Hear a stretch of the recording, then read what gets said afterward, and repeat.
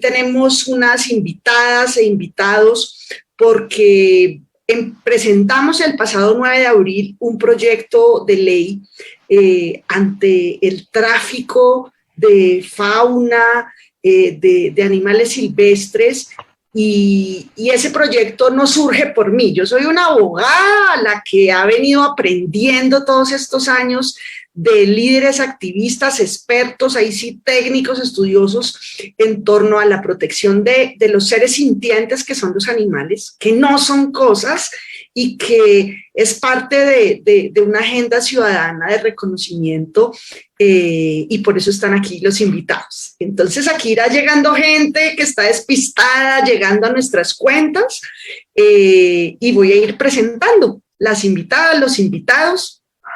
Voy a comenzar por Ángela Maldonado, que es primatóloga. Ahorita ella nos contará en qué consiste y qué es esa ciencia, el estudio como primatóloga, con doctorado y con todo el corazón envuelto en esta agenda de los animales. Preséntate, por favor, Ángela, para quienes nos acompañan. Angélica, muchísimas gracias por la invitación. Y muchísimas gracias por todo lo que estás haciendo por la protección de los animales. Bueno, entonces, ¿qué es el primatólogo? La primatología es el estudio de los monos, de los primates.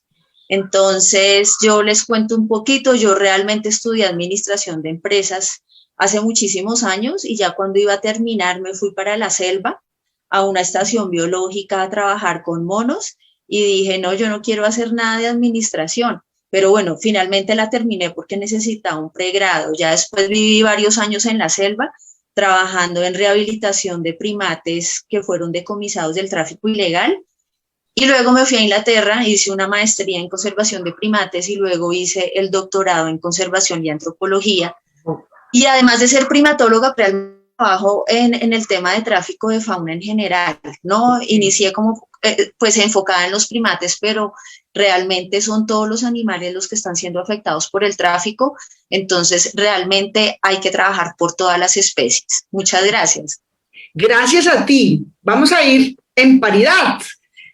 ¿Quién es este hombre mechudito de pelo largo, don Terry Hurtado, concejal de Cali, un gran líder, vocero de la causa ambiental, de los animalistas, pero un líder ciudadano que está en la defensa de lo público en Cali, concejal primíparo, pero parece veterano porque se ha lucido? Preséntate, cuéntale a la gente quién eres tú. Hola Angélica, gracias por la invitación. Un saludo a las compañeras y compañeros que hoy nos acompañan en este live y a todas las personas que están viendo. Yo soy un activista por la liberación animal, un activista por los derechos de la naturaleza que viene trabajando hace más o menos 25 años, desde muy joven en estas causas, en otras también como el tema de derechos humanos, de solidaridad con los pueblos indígenas, y que cansados de ver que no avanzaban las cosas en las instancias institucionales de toma de decisiones, decidimos como Movimiento Animalista del Valle lanzarnos a lo electoral y bueno, precisamente ahorita desde enero del 2020 como primíparo en el Consejo de Cali, también con una compañera animalista y ambientalista, también como primípara en la Asamblea Departamental del Valle, Caterine Morales, y dando la pelea también desde estos escenarios institucionales por las causas por las que venimos trabajando toda la vida. Bueno, más tarde te voy a preguntar porque he visto que has logrado unas políticas públicas que están andando y de las que te voy a preguntar. Tenemos otra invitada a la que quiero contar, que es como de las primeras personas que yo conocí que volcaba en su tiempo libre su acción cívica como ciudadana por los animales. Y reconozco que para entonces yo no había entendido ni había visto esa dimensión, y a la primera persona, además Natalia Parra, le oí hablar de poliética. Y yo, wow, ¿qué es eso?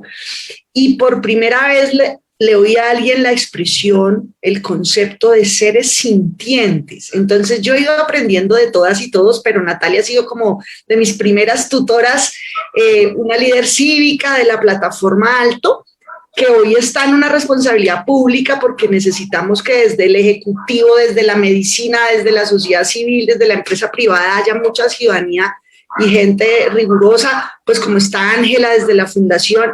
¿Quién eres tú, doña Natalia Parra, además de ser mi primera tutora en torno a una agenda animalista?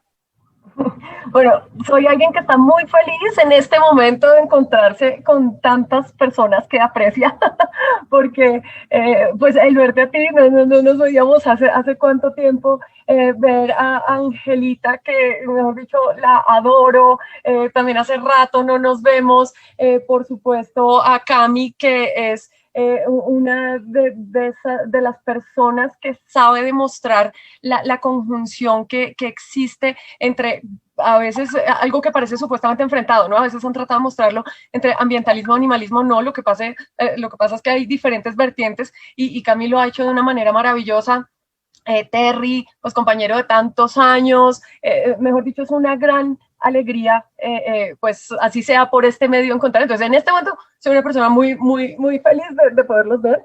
Y bueno, pues yo soy administradora pública y pues en algún momento pues siempre tenía como la dolencia por el tema de los animales y decidí como dedicarme a tratar de ayudarlos, pero como soy una persona torpe en la atención a ellos, de hecho me puedo deprimir mucho con cada caso, no hubiera podido ser veterinaria, por ejemplo, pues me dediqué a tratar de hacer Estado para los animales. Y ya que el Estado es la forma de dirimir los conflictos y las situaciones problemáticas entre nosotros los seres humanos, pues me metí como, bueno, aplique la administración pública y vaya a tocar puertas institucionales, y ahí llevo pues un buen tiempo, unos 15 años, pues ya como en estas tareas, con mucha gente maravillosa con que se trabaja, y bueno, actualmente en el Instituto Distrital de Protección Animal, con un equipo maravilloso en el instituto.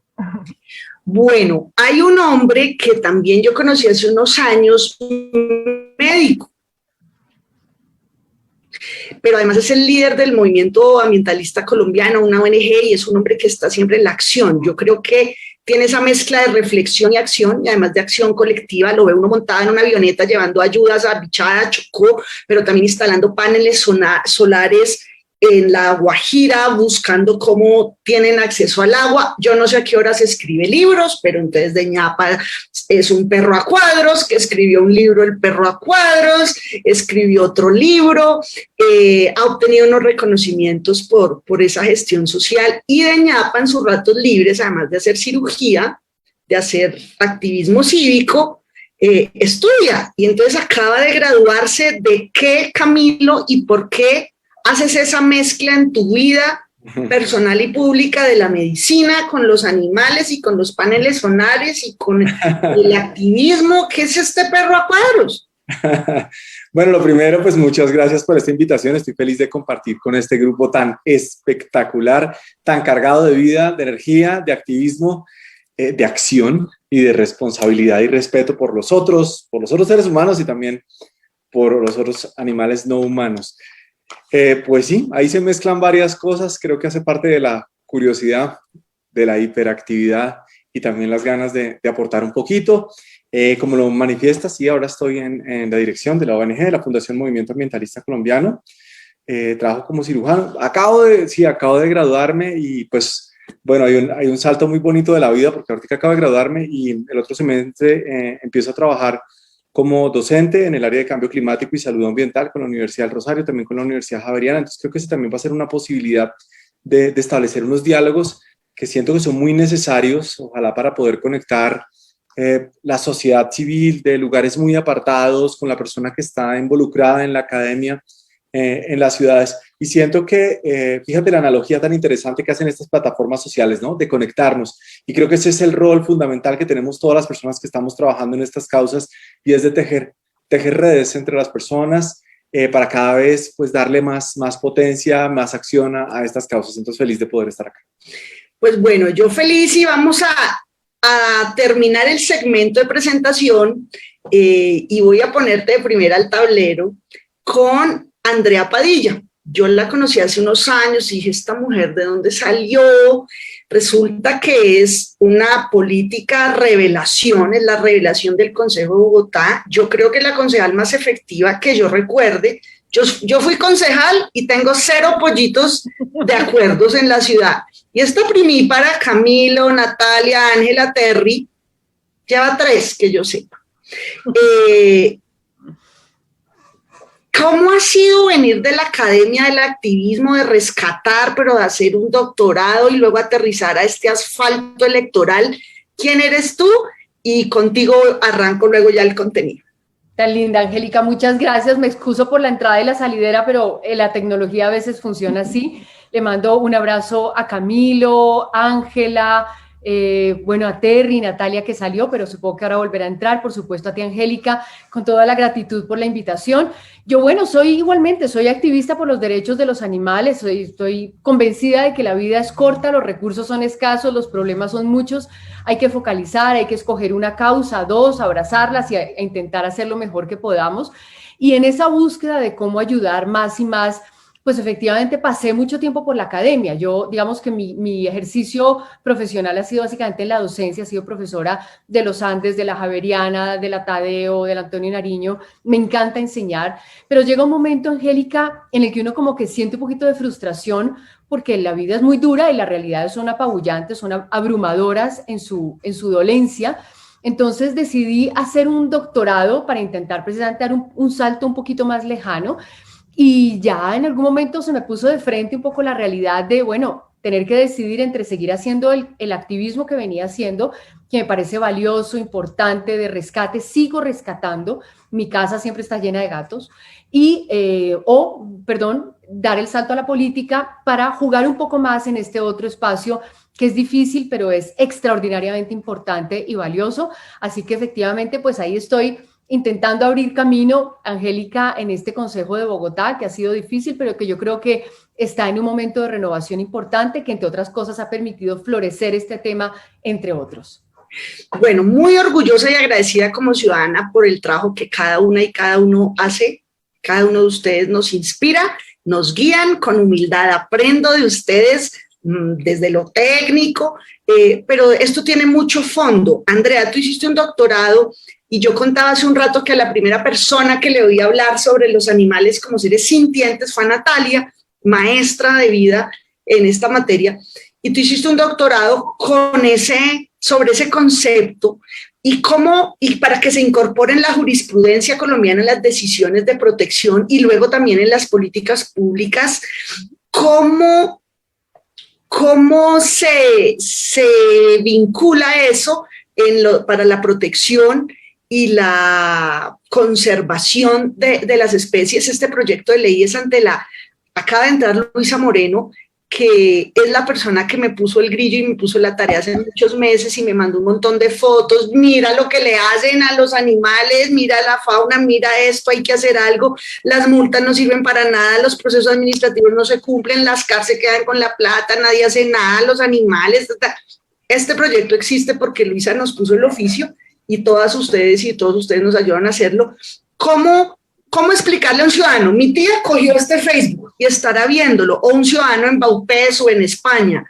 ¿Por qué es importante esa maduración de esos seres sintientes, incluirlos en todo el ordenamiento jurídico, pero sobre todo en la vida cotidiana como especie, como ciudadanía? ¿Y cuál es el desafío hoy en la materia en Colombia?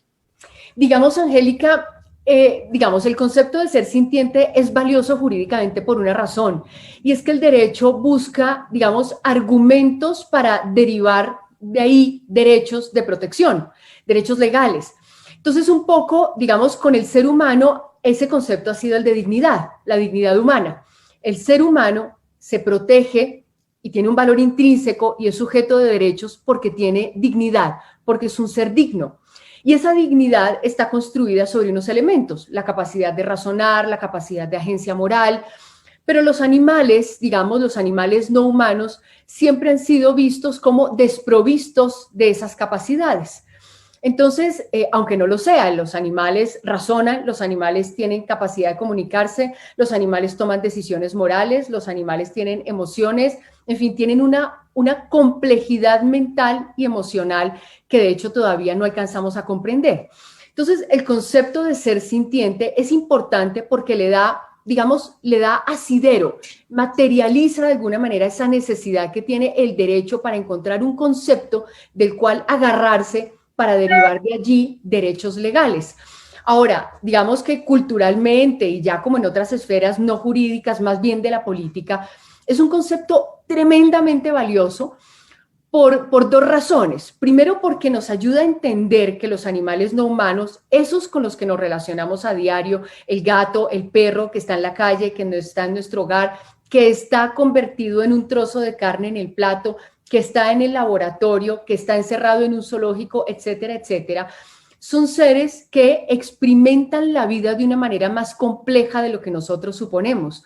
Es decir, que tienen intereses, que tienen un interés en vivir, que tienen un interés en no sufrir, que tienen un interés en estar con sus congéneres, en vivir en su entorno natural. Y eso hace que culturalmente nos sea más sencillo conectarnos empáticamente con esos seres. En la medida en que yo supongo que ese ser con el que me relaciono todos los días, el perro, el gato de la casa, es un ser que percibe su mundo de una manera especial, al que le duele si yo le piso la cola, que sufre si lo dejo solo, que sufre si traigo otro perro a la casa u otro gato a la casa, pues empáticamente, digamos, puedo tener otro tipo de conexión con él y eso hace que sea mucho más fácil entender sus intereses y disponerme a generar, digamos, una actitud y unas medidas de protección. Entonces, es un concepto muy potente el de ser sintiente, el de ser con capacidad de sentir, porque jurídicamente tiene una fuerza importante para construir derechos morales, para argumentar esa discusión de los derechos morales y porque cultural y políticamente nos permite como especie, como actores ciudadanos, desplegar también unas acciones de protección y empáticamente conectarnos con esos otros seres que siguen siendo muy misteriosos para nosotros. Lo son misteriosos. Vamos a pasar al valle. Terry, con tu llegada al Consejo, le has apostado a la construcción de un centro de atención animal, a todos los procesos de esterilización obligatoria, a la creación de una estación de policía especializada. ¿Qué falta? ¿Qué debemos lograr en nuestro país a nivel municipal, en las ciudades? ¿Y cómo es esa conciencia y ese paso a lo institucional? Esta es una agenda muy nueva, que tal vez hace 10 años era incipiente, y ahora hay una realidad porque son millones de animales que llenan el alma y la familia de la gente, y que hay toda una realidad luego ya económica, industrial, de polémicas de las que iremos hablando. Entonces, Terry, ¿cómo ves este momento y este salto, y en este contexto además de un proyecto que vela por toda la fauna silvestre? Pues Angélica, más allá del Centro de Bienestar Animal, que es una expectativa que el animalismo en Cali tiene hace muchísimos años y por el cual venimos trabajando hace mucho tiempo, pero que nunca había tenido el impulso necesario ni desde el Consejo ni desde la Administración para que se hiciera realidad, y ya estamos a pocos días de que se inicie la obra, ya el contrato está, todo lo demás. Estamos haciendo y le estamos apuntando desde la curul hacer algo más fundamental. Estamos buscando cambiar el enfoque desde el cual se atiende y se aborda el tema animal en Cali. Entonces, ese enfoque queremos que trascienda la mirada, digamos, más básica y tradicional que hemos tenido en el país durante los últimos años, las últimas décadas, que es el de bienestar animal, y queremos trascender hacia un enfoque interespecie, de ética interespecie. Eso nos pone en otro tipo de relación y en otro tipo de diálogo que, entre otras cosas, recoge esa mirada de la sintiencia de los animales, un poco lo que nos planteaba ahorita Andrea hace un rato. Y para hacer eso, pues, logramos incorporar en el plan de desarrollo una cantidad de elementos en diferentes programas de diferentes secretarías, en el cual el enfoque interespecie hoy está en educación, está en seguridad, está en la Secretaría de Paz y Cultura Ciudadana, está en la Secretaría de Bienestar Social, son múltiples programas que no me voy a extender contando el detalle, y está en el principio de gestión, es uno de los 5 principios de gestión que tiene el plan de desarrollo, pero quisiera contar más bien un poco en qué consiste ese enfoque interespecie de cara al tema de la fauna silvestre.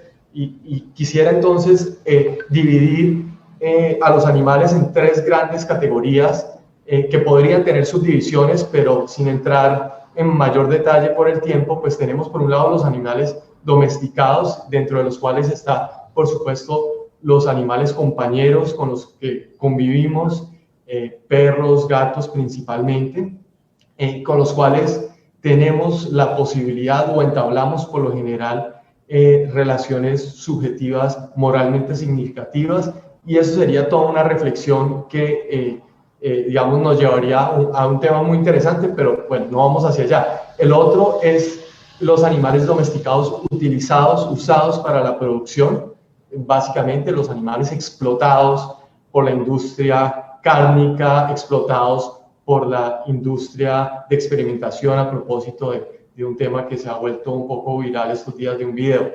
Por otro lado, tenemos esos animales, hay que decir, son animales que dependen de nosotros. La relación de dependencia no necesariamente, digamos, implica degradar su dignidad, pero, digamos, si logramos tener una relación respetuosa, esa relación de dependencia puede fortalecer vínculos. Por otro lado, tenemos los animales liminales o sinantrópicos, que son animales que conviven con nosotros igual que los domésticos, pero no dependen de nosotros.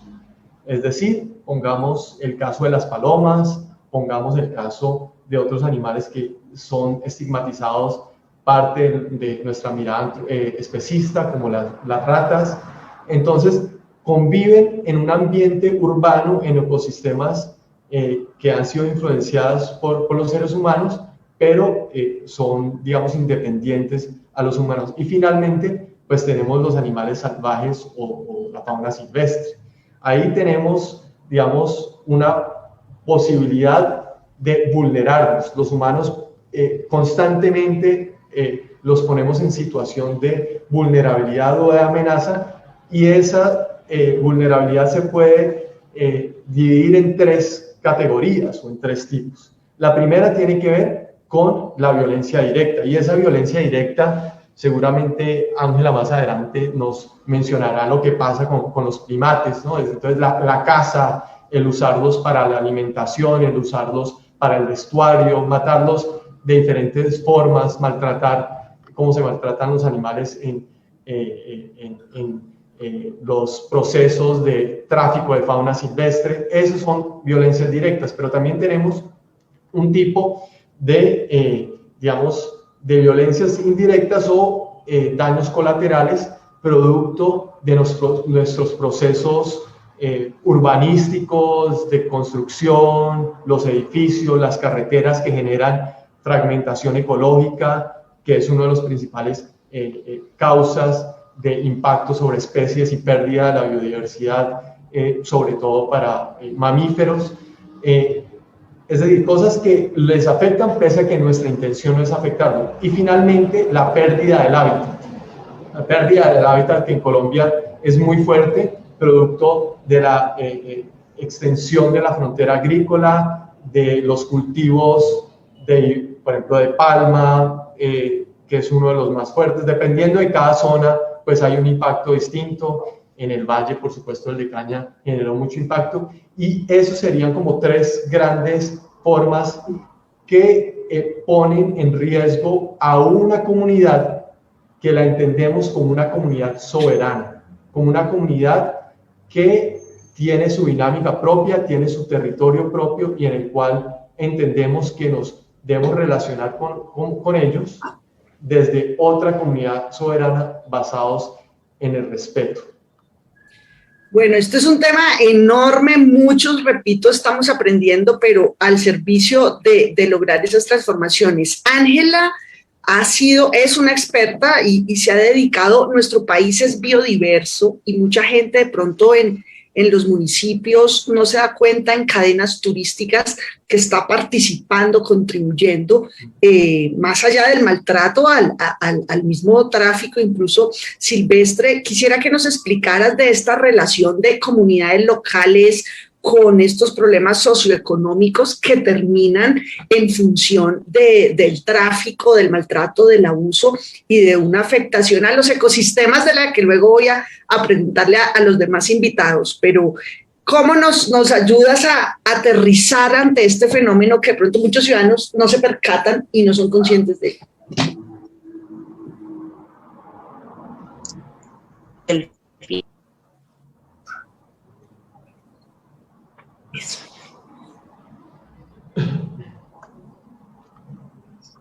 Angélica, ¿me repites la última partecita? Es que mi señal se está yendo. Muchas gracias. Nada, que nos cuentes en un país tan biodiverso como el nuestro, esos conflictos o esas realidades de la convivencia de las comunidades que terminan en una relación, en una realidad socioeconómica que termina derivando este flagelo, por ejemplo, de tráfico, de abuso y ante una realidad pues con la fauna silvestre que tiene unos impactos enormes en el ecosistema además. Claro que sí, pues para mí, o sea, lo que yo he tratado de hacer durante todos estos años es ir a la raíz del tráfico. ¿Cuál es la raíz del tráfico? Pues las comunidades locales que están extrayendo la fauna desde su medio natural. ¿Pero por qué lo están haciendo?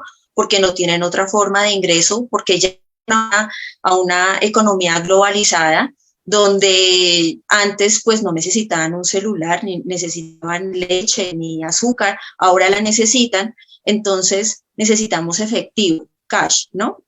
Teniendo lo que yo me doy cuenta desde los inicios, estoy hablando de todo el país, de costa hasta el Amazonas, de Chocó hasta los llanos orientales, es que tenemos una violación de derechos humanos, la cosa más absurda, donde estas comunidades rurales e indígenas no tienen cómo cubrir sus necesidades básicas, que son educación, alimentación, salud, agua limpia, ¿no? Entonces, cuando uno no tiene nada más, ¿qué hace? Pues si tiene al lado fauna y madera, pues hacemos lo que podamos porque hay que alimentar a los hijos.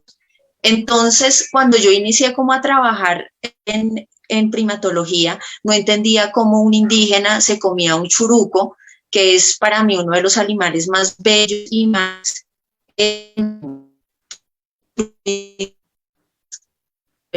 conocido.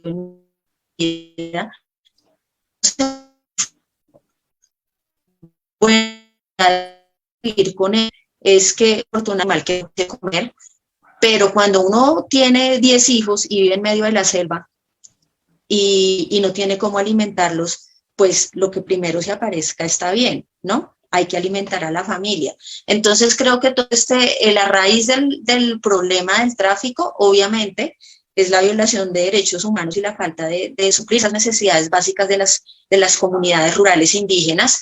Y otro problema muy grave es la corrupción. Yo creo que no sé cuál de los dos es peor, porque nosotros decimos dónde están las autoridades ambientales, dónde está la policía, dónde está el ejército, dónde están todos. Cuando hablamos del tema del tráfico de fauna para el turismo, algo que yo no entiendo es cómo dan permisos para estos sitios. Por ejemplo, cómo un sitio de estos está legalmente registrado ante Cámara de Comercio, cómo tiene todos los permisos legales para funcionar, haciendo, traficando fauna, y además de eso, por ejemplo, en el caso de la frontera entre Colombia y Perú, tenemos operadores de turismo de estos masivos, ¿no? De estos que no les importa absolutamente nada, donde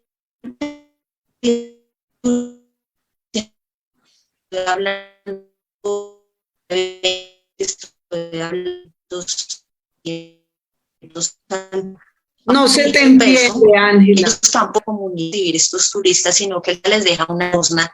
Entonces estamos hablando aquí que no solamente estamos, ¿me escuchan? No, regular.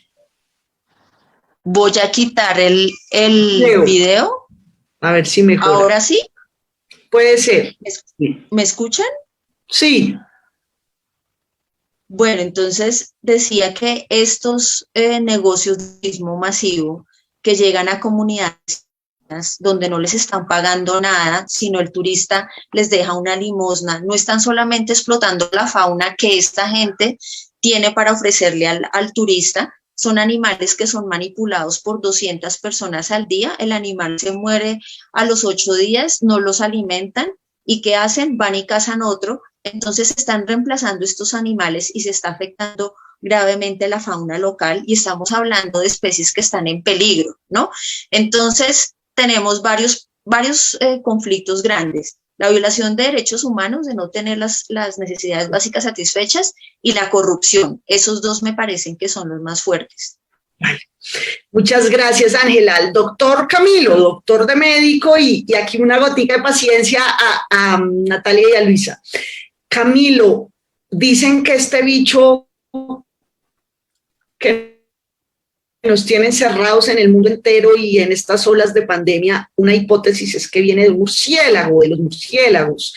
Se sabe que 2/3 partes de las enfermedades emergentes, el Zika, el ébola, otro virus que tal vez hemos percibido menos, el Nipah, casi todas estas pandemias tienen su origen en microorganismos animales. ¿Por qué es importante que abordemos el tema de la fauna silvestre, pero cuál es el reto de salud pública ante esta dimensión y con la cotidianidad que tenemos?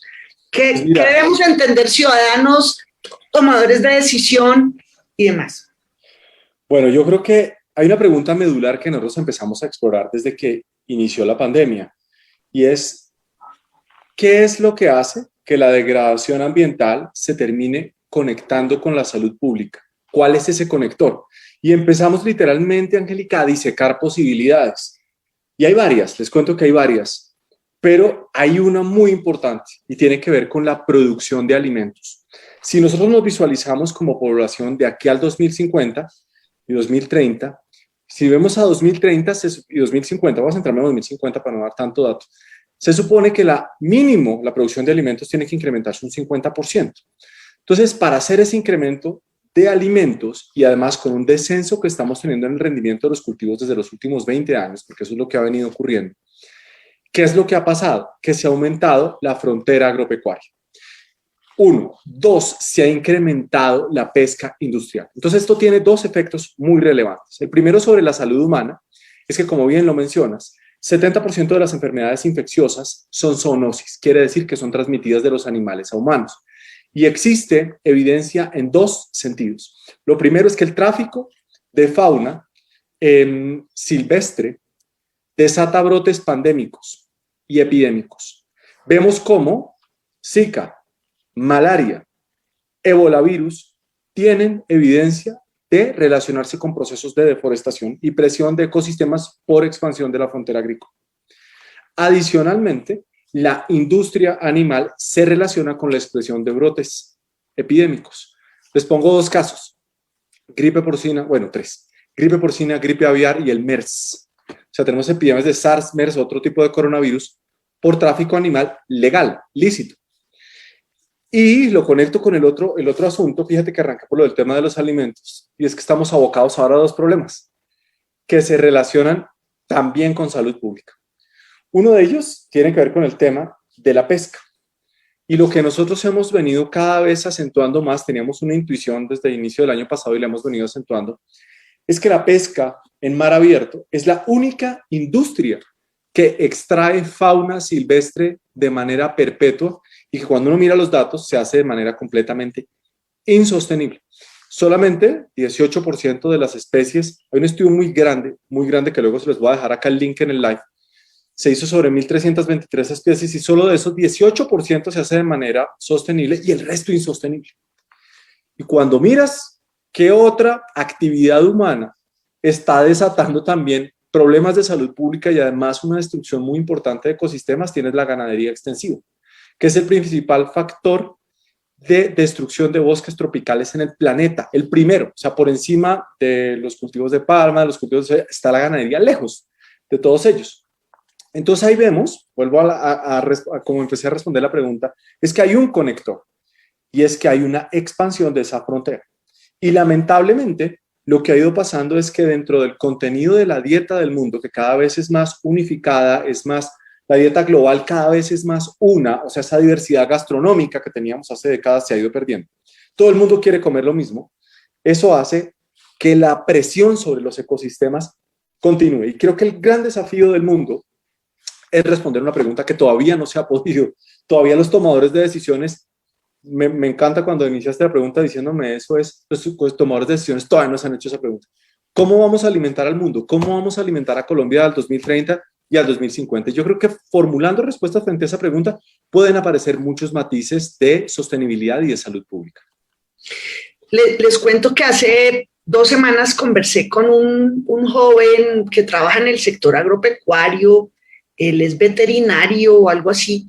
Él vende alimentos para pollos de cría, de venta, de consumo masivo. Él tiene que vender al mes mínimo 8.000 toneladas de alimento.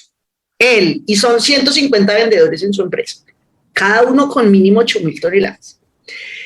Y me decía que el precio se ha duplicado, lo voy a llamar concentrado en mis palabras, porque es soya y tiene que ver con esto que nos está diciendo Camilo, la homogenización de la dieta. Por un lado, la extensión de la frontera agrícola, la ganadería extensiva, el consumo desaforado de animales, de especies.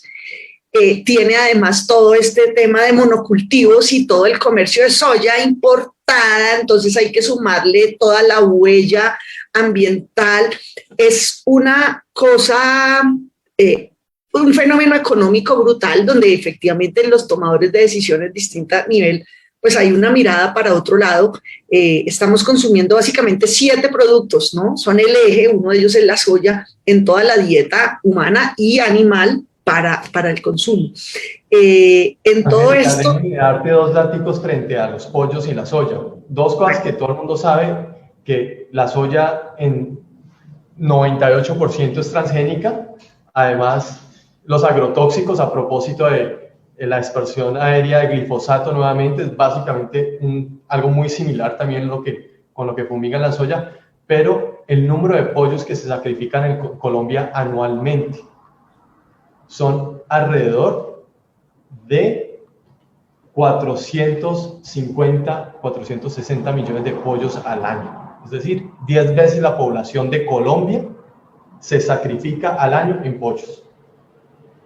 Impresionante dato. Ahorita volvemos a la ganadería, aunque hay que respetar, y estamos aquí por nuestro proyecto silvestre.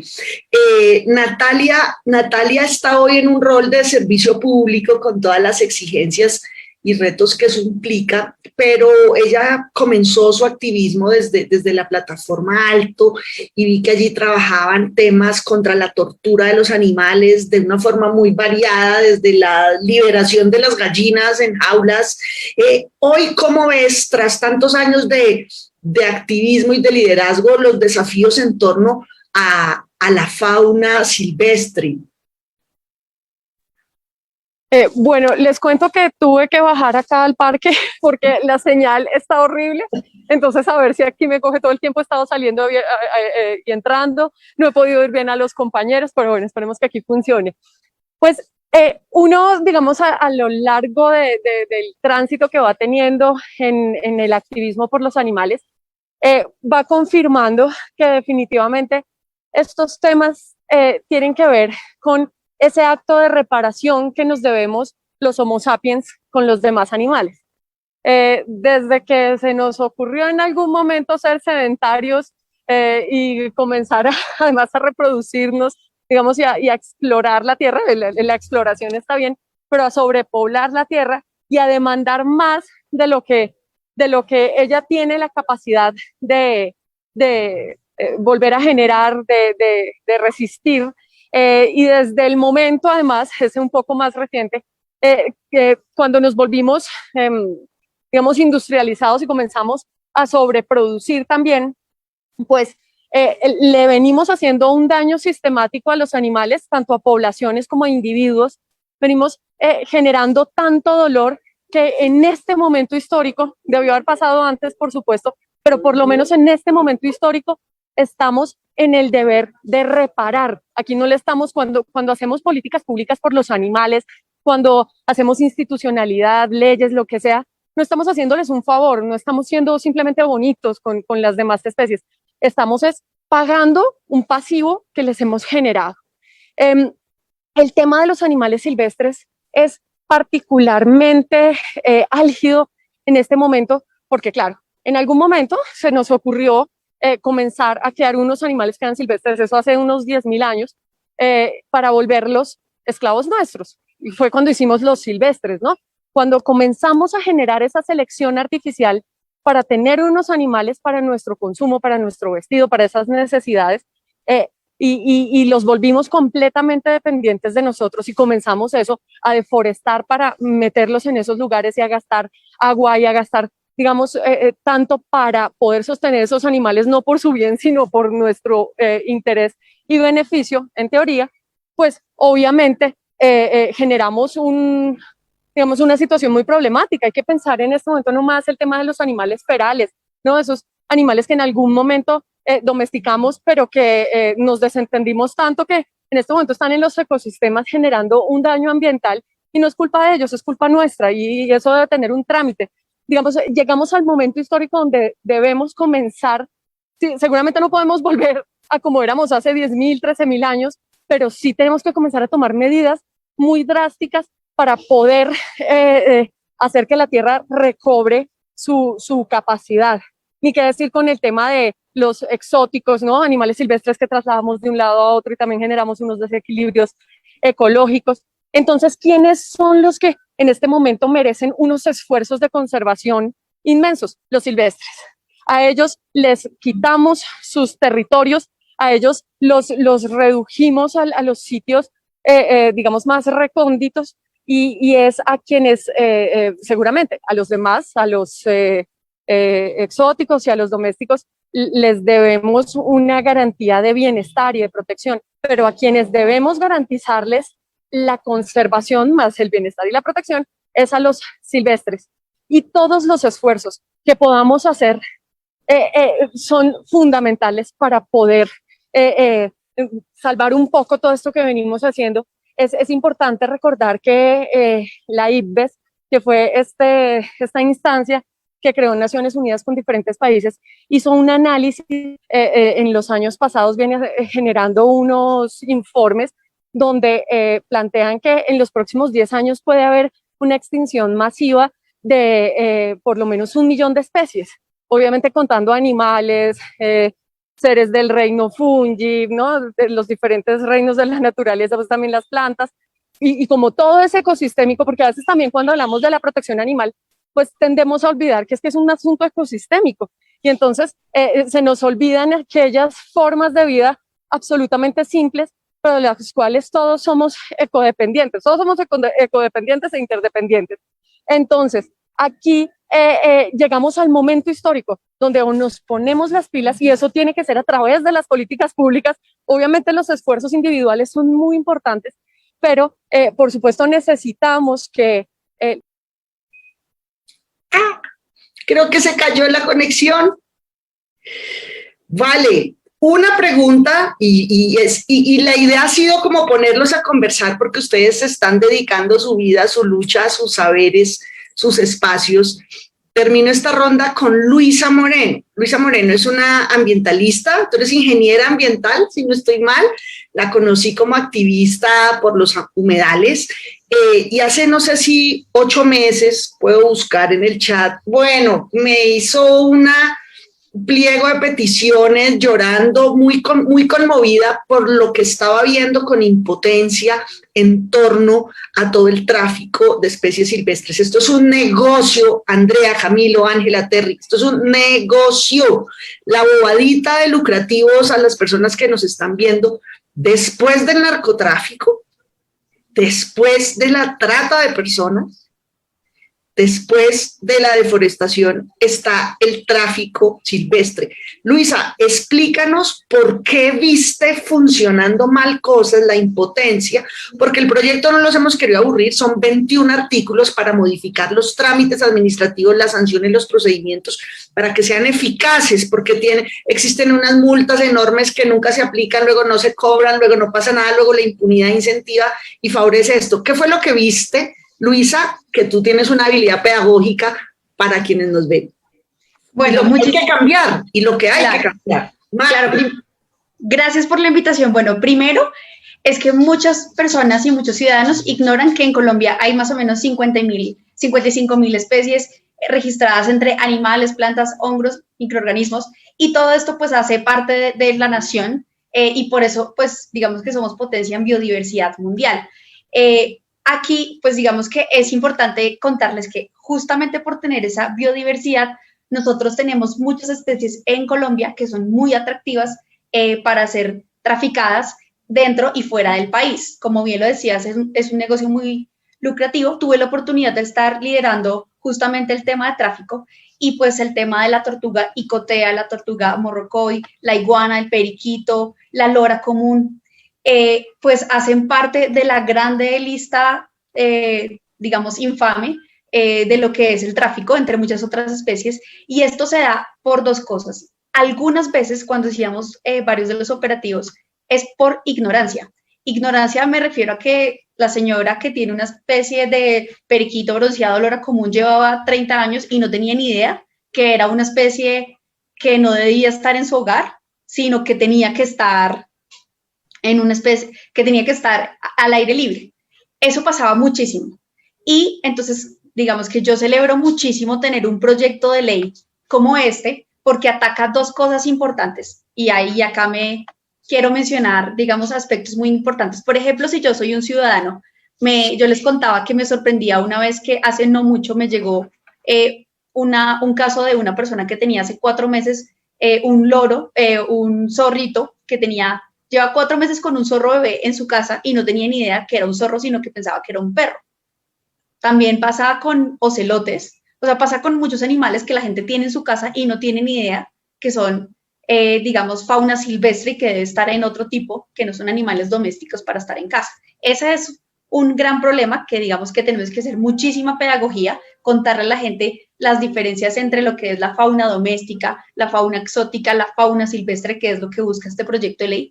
Entonces acá, digamos que celebro esta iniciativa porque muchas veces lo que pasa es que las personas cuando se enteran que tienen un animal de fauna silvestre en su casa, les da miedo entregarlo a la autoridad ambiental y lo que hacen es que lo dejan en la puerta o lo mandaban como si fuera un paquete por domicilio.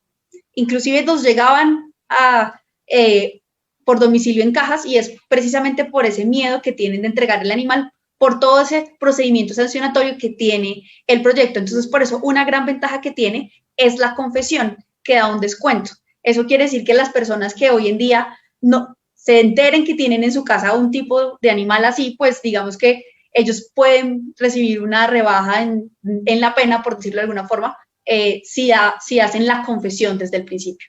Este proyecto de ley pues es bastante importante también por todo ese procedimiento administrativo que hace parte de la ley 373, que es la del sancionatorio ambiental. Entonces busca muchas cosas, pero básicamente va a 5 puntos que quisiera contarles rápidamente. Si me dan un segundito.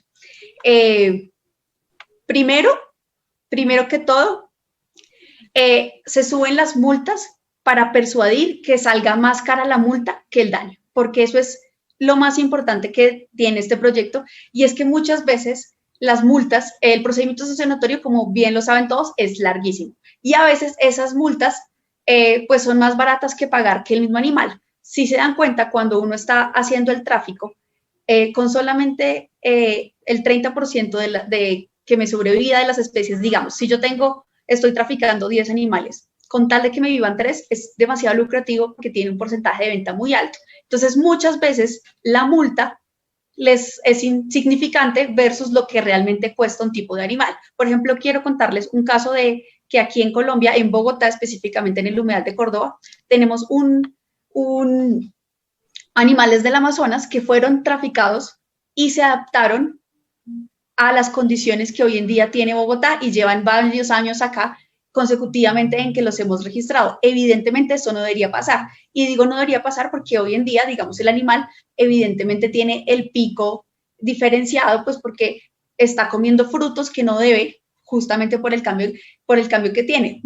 Lo que nosotros creemos es que se dio el tráfico y seguramente la persona le dio mucho pesar o se le escapó el ave y pues hoy es un tipo de animal, es un ave, entonces hoy en día está en el humedal y tú la ves registrada, tú dices, ¿cómo es posible que lleve más de 6 años un animal del Amazonas en Bogotá que llegó por tráfico animal?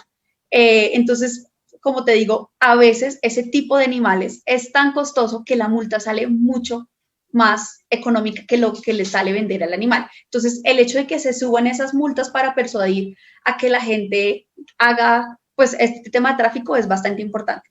Otra cosa muy importante es el debido proceso para que luego no se caiga la sanción, porque, como les digo, todo está basado en el procedimiento ambiental administrativo, en la ley 1333, entonces, digamos que garantizar el debido proceso es lo primordial para que más adelante no se caiga la sanción. Este es uno de los motivos, digamos, más importantes que busca este proyecto, que los animales sean concebidos como seres sintientes. Esto es súper importante porque justamente hoy en día, pues, la política y las políticas ambientales y animales han cambiado bastante y que tengamos a los animales en una ley como seres sintientes, digamos que es por decirlo así,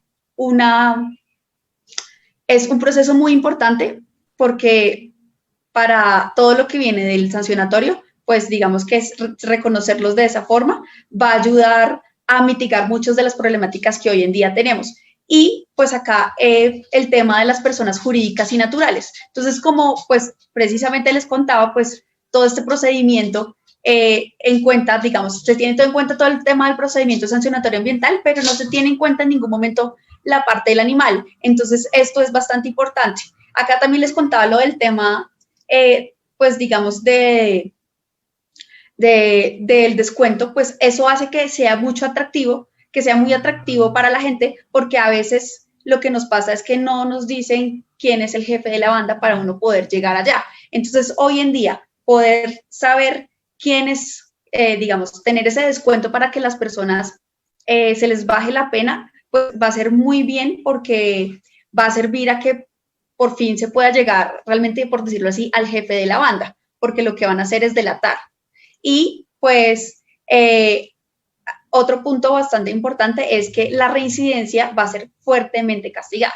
Esto es algo que no se tiene. Hoy en día tú puedes reincidir y te cogen por tráfico y no tienes una sanción más alta por haber tenido una reincidencia. Entonces, digamos que estos puntos hacen que se pueda mejorar todo el procedimiento administrativo para que las autoridades ambientales puedan tener un mejor control. Y sobre todo, pues para que los animales pues sean los que puedan estar en hogares, digamos, en estos centros de recepción de fauna, porque todo el tema, digamos, una vez es decomisado el animal, eso depende muchísimo del tipo de animal. Va a un centro de recepción donde se hace un proceso de rehabilitación y de acuerdo a las condiciones en las que llegue el animal, pues posteriormente es liberado. Muchas de las aves que llegan a las diferentes corporaciones del país, quiero contarles que el problema más importante es que muchas de esas aves llegan con mutilaciones y llegan con mutilaciones tan altas que realmente muchas veces es imposible hacer que el ave se rehabilite 100% y por eso van a lugares, por ejemplo, como aviarios, donde son lugares que si bien están recreados dinámicamente para que puedan cumplir con todas sus características, pues no es una ciénaga o no es un humedal o no es un área protegida gigante, pero sí es un lugar donde se pueden rehabilitar y pasar el resto de su vida. Cuando el animal, por el contrario, se puede proteger, se puede rehabilitar completamente, pues es liberado a estas zonas. Por eso es tan importante este proceso de, digamos, hacer todo el procedimiento sancionatorio ambiental, coger al dueño, pero sobre todo hacer la rehabilitación de los animales, posterior, que es bastante importante. Aquí quiero contarles que otra cosa, digamos, que les decía que depende del tipo de animal, porque por ejemplo las aves pues se rehabilitan en la mayoría de los casos, pero por ejemplo los peces, hay algunos que son tan delicados que si tú no haces el traslado en 8 horas o en un día, no hay probabilidad de que sobreviva. Entonces, por eso es tan importante que lo que tiene el proyecto de que se garantice el debido proceso, porque a veces por estar con el papeleo de aquí para allá, pasan las 8 horas y pues hay animales que no tienen ese tiempo para poder pasar. Y tenemos otro tema de micos. Hay micos que llevan 10 años en corporaciones autónomas porque los micos, que eso muy bien nos puede contar Ángela, son un poco más difíciles para entregar a otros centros, por ejemplo, para llevarlos al Amazonas o para llevarlo a Codechuco u otras entidades, es un poco más difícil por su rehabilitación, porque tienen que hacerles análisis de laboratorio para mirar que no contengan enfermedades. Entonces, todo eso, pues digamos que son procesos administrativos que con esta ley que celebro que la estén haciendo, pues se podrían resolver muchas de estas situaciones que tenemos. Bueno, pues muchas gracias. Como vemos, Luisa domina el tema y fue un trabajo de construcción con mesas técnicas, con muchas entidades y con expertos. Me da pena que han hablado poquito cada uno y fue por mi admiración por todos, que ya invitamos a este y a esta y a esta y a este y no caí en cuenta que de pronto eso termina pasando pues mucho tiempo para que puedan intervenir. Entonces vamos a ponerle un poquito de agilidad porque al final quiero mostrarles unos dibujos que hicieron los niños guardianes por la vida precisamente sobre fauna silvestre. Entonces, como la culpa fue mía y por lenta al principio arrancando el programa, Andrea, tú te diste unas batallas y has logrado unas conquistas, por ejemplo, sobre los perros que los ponen a, no sé si la palabra sea cuál, someter, abusar, trabajar en seguridad, expuestos a los exhaustos y a otra clase de impactos. Te diste la pela y lograste que sobre las ventas de animales en plazas de mercados. ¿Cuál es el sentido de esas luchas? ¿Por qué eso es prioridad? Para explicarle a mucha gente que dice, pero esto sí debería ser en lo que se ocupe el Estado. Sí, Angélica, absolutamente. Y esa respuesta, digamos, agradezco que empieces por ahí con esa pregunta de si esto es lo que debería, digamos, ocupar a una corporación pública como el Consejo de Bogotá. La respuesta es un rotundo sí. Y es un rotundo sí por dos razones. Primero, porque los animales importan. Por el hecho de sentir, por el hecho de estar vivos, por el hecho, digamos, de tener una compleja vida emocional, mental, etcétera, importan.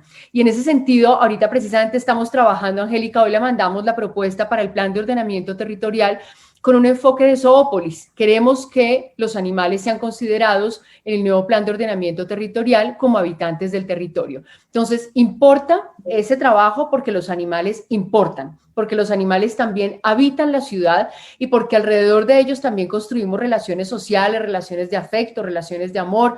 Entonces, por esa razón, sí, amerita que haya personas trabajando por este tema en todas las corporaciones públicas.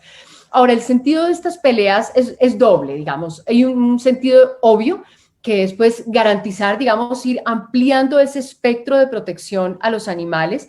Por eso me parece tan valioso ese enfoque que están planteando tú y Luisa con este proyecto de ley, porque los animales silvestres importan no solamente porque hacen parte de los ecosistemas, porque tienen un valor ambiental, sino porque son individuos. Es decir, a una lora llamada Rebeca, ¿no? Esa lora tiene una vida mental, tiene una vida emocional, vale por sí misma como individuo, no solamente porque haga parte de una especie.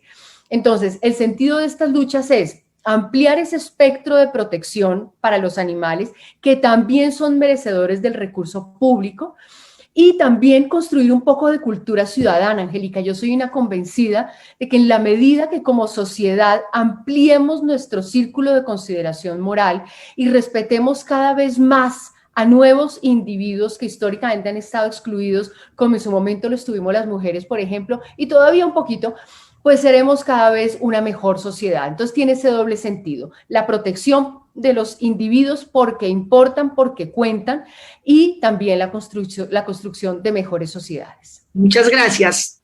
Médico Camilo Prieto, que anda entre energías renovables y salud pública. si tuviera la varita mágica, una sola, Aladino le da el poder, una cosa que aprovecharías como tomador de decisión al nivel no, que sea. Si yo fuera tú. Ay, ojalá, no, Harry Potter, ¿no?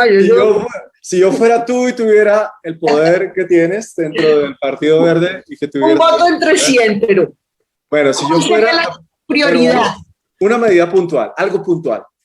Esto va a sonar un poco loco lo que voy a decir, pero implica proteger una especie y estimular el consumo de otra. Y voy a explicar por qué. ¿Qué es lo que hay que hacer en este momento práctico para poder proteger los corales en Colombia? No podemos cambiar la temperatura del planeta, no podemos cambiar la acidez de los océanos, no podemos cambiar la temperatura de los océanos, pero podemos proteger el pez loro. El pez loro es el jardinero de los corales. El pez loro mantiene un equilibrio ecosistémico fundamental para que todo el entorno del coral funcione bien. Lamentablemente, el pez loro es una especie que se consume sin ningún tipo de restricción. Por ejemplo, en San Andrés Islas. Entonces, si se pudiera dar cada vez más un plan de protección, que no solamente, obvio, ahí están, es muy importante la regulación, la sanción, pero sobre todo la pedagogía. Yo he visto, lamentablemente, muchas veces hacerlo, los peces loros se acercan tanto al arrecife de coral que los cazan con machete, los pescan con machete, ni siquiera con anzuelo. Entonces, la protección de ese animal es fundamental. Insisto, el jardinero de los corales. ¿Y qué pez tenemos que estimular el consumo? El pez león, que como sabemos es un pez de origen del Océano Índico que terminó acá, es una especie invasora que está generando un desequilibrio impresionante, cuyo consumo todavía no se ha fomentado. Y el grave problema, Angélica, que tiene el pez león en el Caribe, es que no tiene un predador natural porque como hay tan poquito mero, el predador allá en el Índico es el mero, pero como hay tan poquito mero en el Caribe, entonces no tiene ese predador. Y hasta ahora, por ejemplo, en Providencia hay un proyecto espectacular para enseñarle a los tiburones de arrecife a que se coman el pez león. Eso es todo un proceso, ¿no? Acostumbrarles a la dieta. Entonces, creo que cada vez generando mayores apoyos a esos proyectos que se han iniciado, pero que aún están muy quedados. Por ejemplo, hay una ley que estimula la pesca del pez león, pero está muy quedada. Entonces, yo creo que haciendo ese balance de proteger a nuestro jardinero, y de estimular el consumo de este otro animal que está generando ese desbalance ecosistémico sobre más de 50 especies, ¿no?, que se devora, creo que puede ser un aporte bien interesante. Y vuelvo al tema con el que arranqué desde la primera pregunta, es un cambio en el patrón de la dieta. Y si a eso le ponemos otro ingrediente, o más bien le sacamos un ingrediente del plato, que son las tortugas marinas, volviendo al asunto de la pedagogía y generando emprendimientos locales con otro tipo de alimentos, seguramente por ahí, desde las decisiones que se toman en el plato, podemos ayudar a proteger la fauna silvestre de nuestro país. Es una señal, Camilo, que estemos hablando de jardinero. Después te hablo de por qué una señal de jardinero. Es una metáfora. En nuestro país necesitamos muchos jardineros, que implica paciencia, trabajo cotidiano, que lejos de la gloria, pero que ese es el que transforma y no incendia. Una pregunta clásica, pues, de un ciudadano que no sabe, no es un contrasentido promover el consumo de esa especie del pez león, y cómo lo reconoce la señora o el señor que va a hacer mercado, cómo dice este sí, este no, dónde se vende. Esa es una especie que está disponible en la costa, o hay tal demanda que llega a la ciudad, llega a Cali, Terry puede al lado, aquí en Bogotá. ¿Cómo es eso práctico de aterrizarlo? Bueno, les voy a hacer en un minuto, voy a tratar de contar la historia. Cuando viene el huracán Katrina, llega a la Florida y destruye los acuarios que hay en la Florida. Ustedes saben que en la Florida hay todo tipo de animales metidos en los acuarios. Dentro de las especies exóticas que había, lo que nos ha mostrado la trazabilidad genética es que habían unos peces león que venían desde el Océano Índico. Cuando se destruyen esos acuarios, el pez león termina reproduciéndose con mucho éxito en el Caribe, porque el mero, su predador natural, por la sobrepesca en el Caribe, se ha llevado básicamente al colapso. Entonces, lo que ha pasado es que este pez ha crecido en el Caribe, o sea, no en el Pacífico, sino básicamente su presencia abundante es en el Caribe. Entonces, ¿dónde se puede consumir? En esta zona. Sí necesita un método de preparación, porque él es venenoso, entonces hay que tener un método de preparación. Se reconoce súper fácil, Angélica, porque además es un pez impresionante, o sea, no es el pez que pasa desapercibido. O sea, tú lo ves una vez en la vida y no se te olvida, porque literalmente tiene una corona impresionante con sus espinas, es muy hábil, Ese es el problema de pescarlo. No es sencillo, porque este animal puede estar, tú lo puedes ver, puedes estar buceando, porque cuando han tenido la oportunidad de verlos es impresionante, los puedes ver y de pronto un momento se bajan y se van a 30, 50 metros de profundidad y se pierde este animal. Entonces, la manera de reconocerlo, insisto, con que lo busquen, ahí sí como dice un conocido, lo pueden buscar en Google y ahí les va a aparecer la imagen del pez león y lo van a encontrar y van a ver que no se les va a olvidar jamás. Y de esta manera, tal vez a algunas personas les parezca un contrasentido, pero lo cierto es que en este momento hay un desbalance en el océano, hay un desbalance.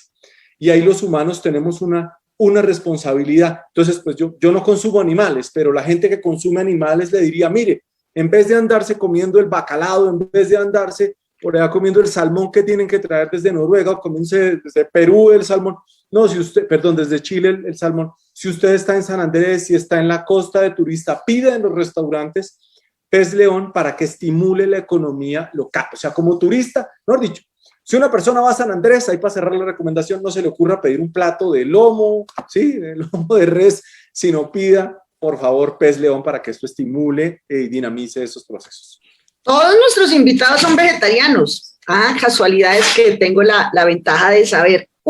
Terry, con una varita, una decisión así, práctica, concreta, si pudieras, yo haría esto tendría un impacto concreto. Vegano, Angélica. Vegano. Pues, yo lo primero que debería decir es que no creo que esas varitas mágicas realmente, digamos, los cambios no se decretan ni se legislan, se construyen y son transformaciones culturales complejas. Y por lo tanto creo que hay que decirle a la ciudadanía que se debe esforzar mucho para trabajar, Claudia, trabajar mucho en esos cambios culturales, porque nosotros no tenemos esa varita mágica ni nadie la va a tener.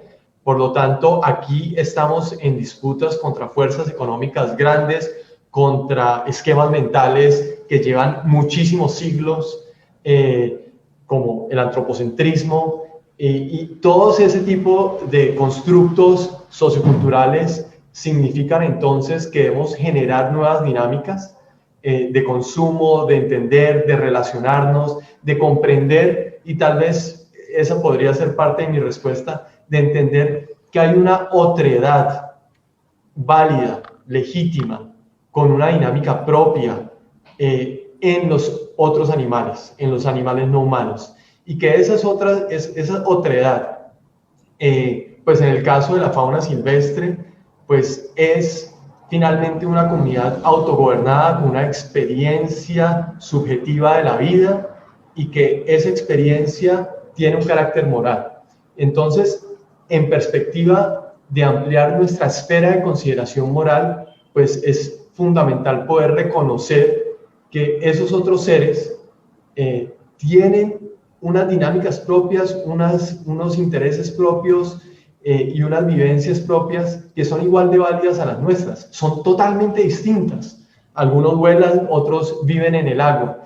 Y que en el caso de los animales, sean domesticados o sinantrópicos, los liminales, que conviven en nosotros en la ciudad, pues que debemos propiciar espacios de convivencia interespecie. Reconocer que ellos también tienen derecho a la ciudad y dependiendo de la particularidad del animal, si estamos hablando pues de las palomas, algunos insectos, pues hay otra dinámica de, digamos, de convivencia y de llegar a alguna manera a consensos. Debemos pensarnos también los consensos con los animales no humanos y hay otras dinámicas y otras, digamos, metodologías, si se quiere, que se pudiera utilizar con los animales compañeros con los cuales convivimos y que podemos comenzar a incorporarnos en las decisiones que tomamos en nuestras familias. Hoy, que son familias interespecie, hoy un porcentaje muy alto de la población colombiana considera a su perro, su gato con el que vive parte de su familia. Pero entonces ello implica de pasar de el buen corazón y el sentimiento a tomar decisiones y acciones efectivas, prestar atención a esa otredad. Y ello también debe significar un proceso de autorreflexión, un proceso de aprendizaje para que esa atención sea eficaz y entienda ese otro ser que está ahí con unos intereses propios, con unos deseos propios, con unas necesidades propias y específicas. Muchas gracias y era con todo respeto la intención de la figura como por llegar a una prioridad, pero esto es un tema de industria global, macroeconómica, feroz incluso en torno al ecosistema y a atributos naturales. A nuestra experta, a Ángela, hay unas preguntas que les pediría a Ángela, Natalia, ayudar a contestar a Andrea. María Victoria Quiñones dice, ¿y qué decimos de las vacas, los pollos, los cerdos? ¿Por qué a unos animales se les protege y a otros no? Voy a sacarte, Ángela, de los micos, pero esto es lo que nos están preguntando las personas que con tanta pasión están acompañando. Mucha hinchada veo aquí para los señores y las señoras, muchos fans. Angélica, pues creo que están estoy completamente de acuerdo con los que están pensando porque si protegemos al mono y no al pollo. O sea, creo que todos los animales tienen los mismos derechos, exactamente los mismos derechos. Y aquí venimos es a hablar de cómo los humanos clasificamos las especies dependiendo cómo los podemos usar o cuál es su distribución y cuáles son sus poblaciones. Entonces, si hablamos, por ejemplo, del mono churuco que está en un estado vulnerable, que tiene una distribución muy reducida, que se reproduce cada 8 años y lleva su cría por unos 4 años. ¿Cuántos puede haber churucos? Depende de la zona, no tenemos ese dato, pero depende de la zona del país, depende de la especie. Digamos que en el sur de la Amazonía, que es donde yo estoy, es donde están las poblaciones más bajas. En mi concepto es una especie que debería estar clasificada como en peligro, no en estado vulnerable, sino en peligro. Entonces luego uno mira el pollo y dice, este animal tiene exactamente los mismos derechos que debería tener el churuco, ¿no? Entonces creo que nosotros los humanos ya no tenemos ética ni moral, o sea que creo que ese argumento ya toca cambiarlo, porque estamos diferenciando que este sí tiene derechos o que este tiene una clasificación en peligro y este otro está reproducido en cautiverio, le cortan el pico y podemos tener 10.000 gallinas, entonces ese animal no vale lo mismo que vale un churuco. No, para mí todos valen exactamente lo mismo. Entonces creo que esa discusión ya es una discusión que ya no la podemos asimilar en el estado de voracidad del ser humano en este momento. Nosotros ya, si nos destruimos a nosotros mismos, ¿qué podemos esperar hacia los otros seres? Y cuando tú no me hiciste la pregunta de la varita mágica, que yo, la verdad, la varita mágica, yo haría... No, la verdad, así sinceramente, desaparecería las corporaciones autónomas regionales. Pero bueno, entonces seamos más positivos y digamos que yo colocaría la meritocracia como el principal requisito para las CARs. ¿Por qué me parece tan importante esto? Porque si nosotros tenemos unos funcionarios políticos que medianamente leen y escriben, así hayan tenido un diploma en lo que sea, pero que medianamente leen y escriben y que no tienen ningún conocimiento sobre la realidad de la biodiversidad y sus amenazas, eso es lo que está reflejado en el país en este momento. No tenemos una autoridad que proteja la biodiversidad. Entonces, y como son autónomas, entonces uno va y le pregunta al ministerio, oiga, señores ministerio, resulta que es que acá hay un tráfico absurdo de fauna, están deforestando porque están sembrando cultivos de coca y la autoridad ambiental está dando los permisos, por favor hagamos algo. Y el ministerio responde, es que como son autónomas, ¿no? Entonces, ¿ante quién vamos a ir? Estamos perdiendo la biodiversidad de Colombia de una forma atroz, simplemente porque no tenemos autoridades. Y lo otro es capacitarlos, ¿no? Entonces, ahí es donde yo voy al término de los méritos y de la experiencia y de la formación académica. Si uno tiene un profesional que sabe lo que está haciendo, que tiene la experiencia en su campo, pues no tenemos por qué preocuparnos tanto en la capacitación y en gastar plata en esto. Y a esto también vamos a hablar de los jueces, de los fiscales, de la policía, de los conceptos técnicos que tiene que emitir una CAR para que podamos hacer un procedimiento de decomiso y que ese procedimiento no se caiga, porque tenemos 72 horas para hacerlo todo y no tenemos un fiscal en la zona para hacer el procedimiento, y el juez, que finalmente logramos que todo llegara al juez, y el juez dice, pero ustedes ¿por qué están peleando si yo también como guara, ¿no? O también como tapir. Entonces, si nosotros no tenemos como todo ese sistema, el sistema que llega desde la aplicación de la ley hasta la judicialización, con gente capacitada, con gente que sabe lo que tiene que hacer y con gente que esté bien pagada en cargos como el policía de la policía, el de la policía ambiental, que tiene que ir a hacer el decomiso. Si nosotros no tenemos todo ese sistema para aplicar la ley, desde el Ministerio del Medio Ambiente, las CARS, hasta el juez y el policía ambiental, no vamos a hacer nada. Entonces, por eso es que me parece tan importante el proyecto de ley que ustedes están haciendo y lo que habló Luisa sobre las penas, y no quedarnos en que se vencieron los términos. Es lo que pasa en todas partes. Entonces, perdón que me salí de la varita mágica, pero es que esa era lo que yo quisiera hacer así. ¿Y sabes yo qué quisiera? ¿Qué? Lo que tú quieres. Cambiar las CAR, reducir ese mérito, o sacarlas. Es que están blindadas, están en la Constitución, se las cooptaron, las tomaron, no se puede, por eso se necesitan más hombres y mujeres con mucho criterio, carácter y claridad para que lleguen al Congreso, porque cada que llega un proyecto para reforma de las CAR somos 7, es válido decir la expresión 7 gatos en este contexto. Sí. 7 zanahorias se puede. Entonces necesitamos senadores, senadoras que se metan a ayudar a hacer la tarea. Vamos con 2 preguntas muy breves y divinas, porque de lujo, para que les contesten. Dice Paula Orozco, y quiero que Andrea conteste, y vamos a cerrar después con una de salud. ¿Los animales deberían ser sujetos de derechos? Con humildad y con sinceridad, Paula, que lleva este rato oyendo, pregunta, ¿por qué? ¿Deberían ser sujetos de derechos? ¿Te respondo? Sí, es para mí. Sí. Tú a Paula, cuéntale. Deberían ser sujetos de derechos, básicamente porque lo que hace un derecho es crear alrededor de quien, digamos, de quien lo detenta, un cerco de protección. Entonces los animales deberían tener ese cerco de protección para que no fueran víctimas de lo que son víctimas a diario, que es la tortura, la esclavitud, la explotación. Ahora, lo que estamos planteando de derechos para los animales son derechos propios, los convenientes para cada especie.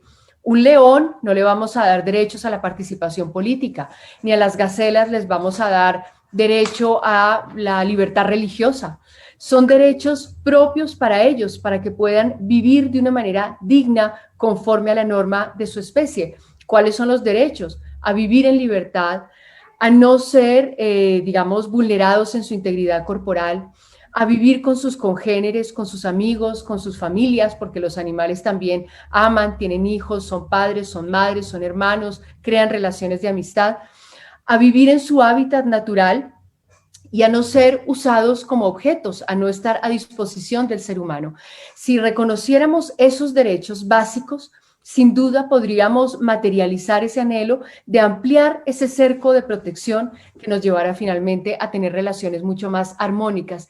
Y no existe dentro del derecho ningún impedimento, digamos, inherente al derecho, porque finalmente el derecho es una construcción social que se va readecuando y se va reinventando al compás de los cambios culturales.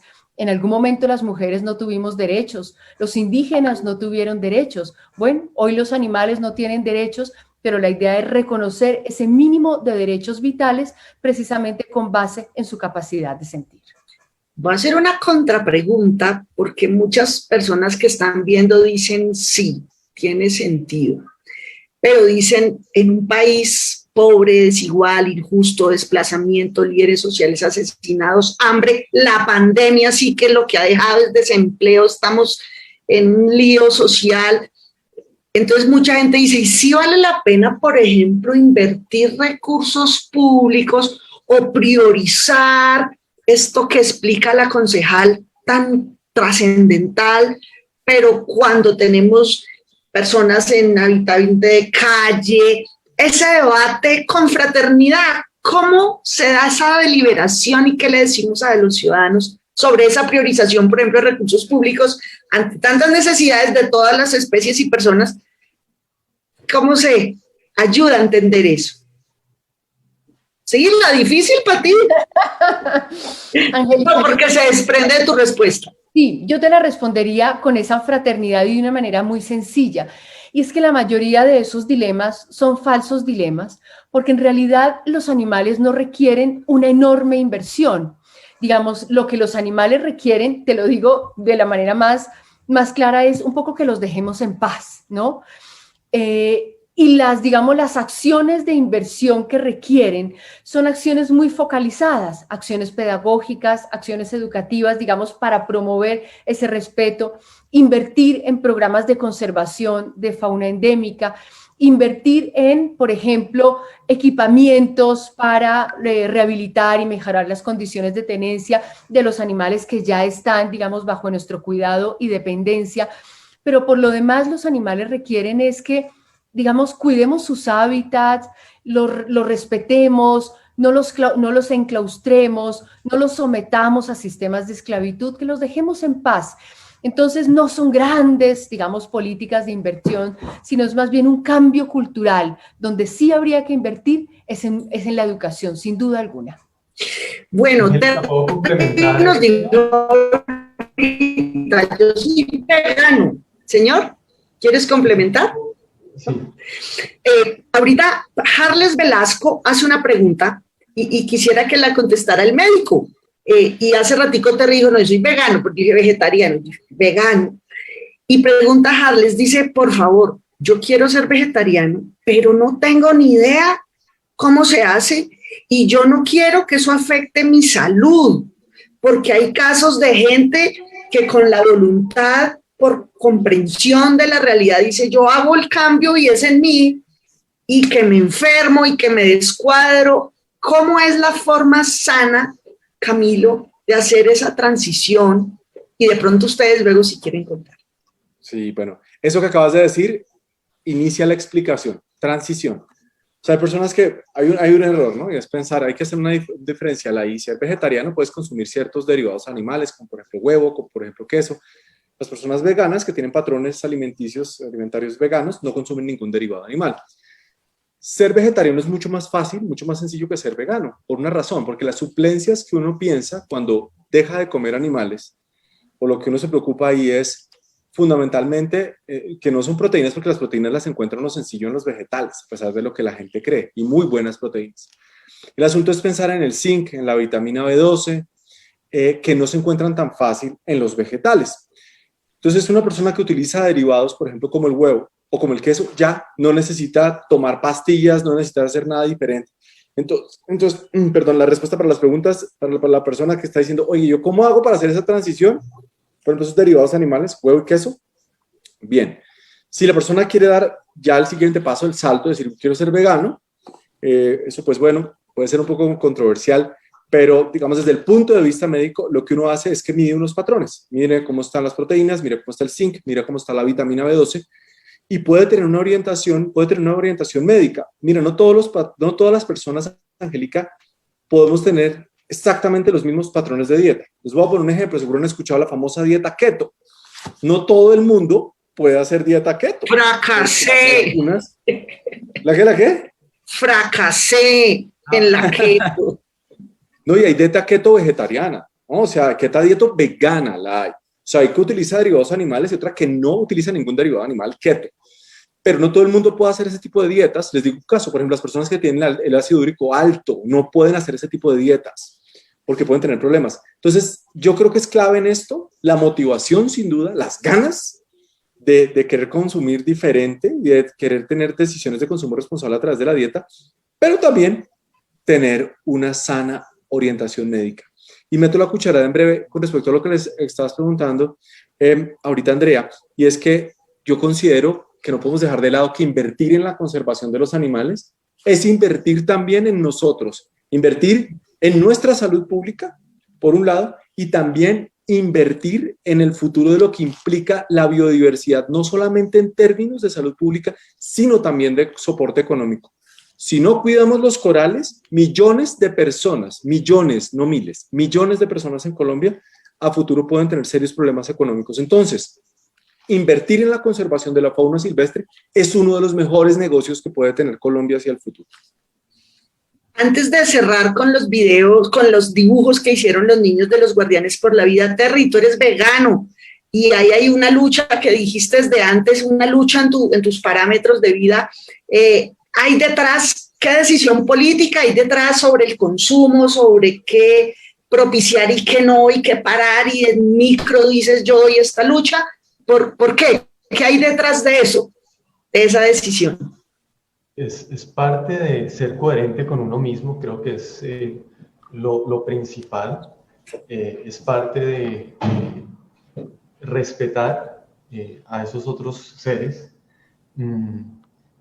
y entender que no hay una dicotomía entre todas estas especies que compartimos este planeta y que cuando pensamos en invertir en los animales, ya Camilo anticipaba parte, es invertir en uno de los habitantes de este planeta, que finalmente el que esté bien, esas especies también lo vamos a estar nosotros, pero incluso en la zona urbana, invertir sobre los animales no humanos, por ejemplo, en el caso de poder atender a mujeres víctimas de la violencia machista en hogares de paso, que acá en Cali estamos comenzando a operar, es hogares de paso reconociendo que hay una familia interespecie ahí y que si no se atendiera a ese animal también, pues esa mujer se devuelve a la casa porque no va a dejar a su hijo no humano en la casa con el maltratador, y se devuelve a seguir exponiéndose a la víctima, a la violencia machista.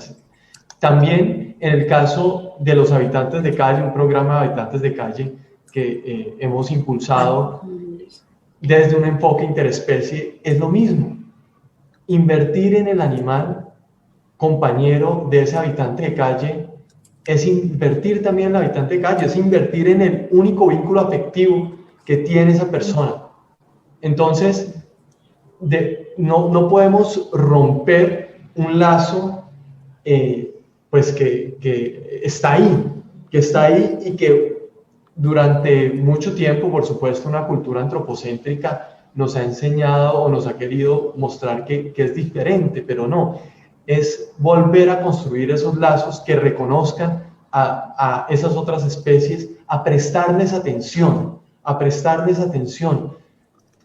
Necesitamos no únicamente dejarles en paz, sobre todo a la fauna silvestre, sí, ellos están en su hábitat, pero esos animales que conviven y que se cruzan con nosotros en los espacios urbanos, es importante que les prestemos atención para poder también responder a sus necesidades y dinámicas. Bueno, pues yo estoy muy agradecida con ustedes por aceptar la invitación, con la gente que se ha conectado y que ha acompañado, unos cancherísimos y expertos como ustedes, otros con total humildad y ganas de aprender. Ana María Llorente es mi asesora ambiental y la asesora que estuvo al frente con todo el equipo, con Ángela Maya, abogada, y gracias a todos los expertos, entidades, academia que nos ayudaron, servidores públicos, funcionarios. Ana María va a mostrarnos unos dibujos y con esto vamos a cerrar, gracias a Natalia Parra, que tuvo problemas de conexión. Sé que fuimos muchos invitados y entonces de pronto pudieron hablar poquito, pero me pudo más la gana por el reconocimiento y admiración que profeso por cada uno y cada una de ustedes. Y para reformar esas carnes necesitamos gente tomadora de decisión. Camilo, no es varita mágica, pero hay que venir a ser uno de los que ayuda a hacer realidad. Cuéntanos, Ana María, ¿qué es este proceso que los niños nos mandaron para cerrar sobre nuestro proyecto que tiene conexión con todo? Miren, hablamos de nutrición, de industria alimenticia, de protección de especies urbanas, rurales, habitante de calle, ¿qué quiere decir esto? Sí, tremendos temas. Yo quisiera agradecerles el espacio. También soy súper fan de todos. Es increíble que los hayamos podido reunir a todos en un mismo momento en torno a un trabajo muy grande que la senadora con todo su equipo ha venido haciendo durante muchos años. De hecho, aquí está parte de esa construcción que es Luisa, porque todo lo que se ha hecho viene desde la construcción que hizo Lulú. Y ahora yo he venido siguiendo con esos cimientos. Entonces, agradecerles a todos. Este tema es maravilloso y también gracias a Luisa y a Ángela, que son súper animalistas, que son parte de la UTL. Entramos con todo, aprendí un montón. ¿Y qué es lo que buscamos con Angélica y todo el grupo? Y es que, claro, a la luz de lo legislativo se trabaja, yo soy técnica, Ángela es la abogada, todos le metemos, pero cómo realmente llegamos a la gente y más que un papel y un número, una estadística de que radicamos tantos proyectos de ley, realmente lleguemos a las personas, lleguemos a los niños, lleguemos a los jóvenes. Entonces, este tema de fauna, por ejemplo, yo no lo vi en el colegio, yo no supe, y es temas de décadas. Yo no supe qué es eso, a mí no me explicaron eso en el colegio. Seguramente a los colegios que ahorita han estado evolucionando todos estos temas de educación ambiental, no sabemos si realmente se explica la realidad de la biodiversidad en nuestro país. Entonces, contactamos a los niños de Guardianes por la Vida, que lo lidera pues Francisco Vera, este líder ambiental y ejemplo para todos nosotros, los adultos ya, ellos pues muy amablemente nos compartieron unos dibujos de unas de las especies más traficadas en nuestro país para apoyar esta iniciativa que claramente fue comentada como un tema a la luz de la política, sí, que se radica un proyecto de ley, pero que este espacio iba a convocar a gente simplemente experta que compartiera todos sus saberes, y por eso quisimos compartir con ustedes estos dibujos tan bonitos que hicieron los niños, que es esta primera es de la tortuga icotea, el mico maicero, el otro es la tortuga morrocoy, de la que nos hablaba, bueno, Lulú habló de la icotea, y el otro es, el último es la iguana verde, que es también parte de los 10 animales más traficados en Colombia. Y bueno, pues eso es todo, espero realmente que haya sido muy provechoso para todos los que nos vieron a través de Facebook y de todas las redes de la senadora, y nuevamente agradecerles a ustedes no solo por el conocimiento, porque el conocimiento no es lo único que uno debe portar, sino las ganas y la pasión por poder compartirle a todas las personas que no son expertos y que simplemente quieren aprender y aportar. Entonces, mil gracias a todos por este espacio tan bonito. Bueno, dicen pura vida en Costa Rica, y creo que esta causa, lucha, conciencia, que aterriza en unos detalles en un proyecto de ley, pero es una causa, pues bueno, la casa común, dicen hasta desde una fe, feliz ocasión de conocernos, de hablar, de encontrarlos. Mi gratitud a todos, a todas, y aquí seguimos en la lucha, acompañaremos, estaremos informando del curso del proyecto, pero yo sé que este tipo de proyectos logran consensos entre todas las bancadas. Vamos a pisar callos, ¿no? Porque ponerle orden a todo esto va a haber resistencia, pero ahí estaremos juntos en la lucha. Mil gracias a todos por el tiempo. Yo quería decir una cosita chiquita. A ver. Yo quería decirles, porque como sé que nos están viendo de muchas partes y regiones, que si llegan a observar a personas, bien sea transportando, cazando, vendiendo o teniendo fauna silvestre en su propiedad, por favor denuncien ante la autoridad ambiental o ante la policía ambiental. Y por favor, no comprar fauna silvestre, ni siquiera por pesar, porque a veces la gente lo compra por pesar. ¡Ay, un lorito! Claro, porque esto pues incentiva a que los traficantes pues sigan secuestrando animales. Entonces, para que por favor denuncien. Las pueden hacer anónima. Ya. Bueno, abrazos. Gracias, un abrazo, feliz noche. Muchas gracias por la invitación. Chao, gracias. Abrazos. Gracias a mi equipo que hizo toda la tarea atrás, bambalina. Gracias, Ana María, gracias, Ángela.